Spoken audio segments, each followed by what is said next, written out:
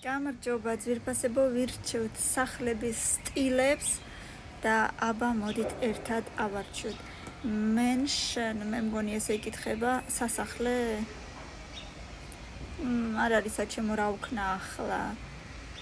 Tiny home. არა, ძალიან უბრალოა, ესეთი არ მინდა. Mobile home, ანუ მობილური, რო გადადებ ერთი ადგილიდან მეორე ადგილს, რო გადაალაგებ, ასე ვთქვათ, ანუ მანქანა.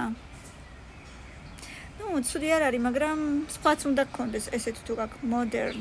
აი ესეთი მთლად მოდერნი, საჩემო არ არის. Cottage. ცუდი არ არის, თუმცა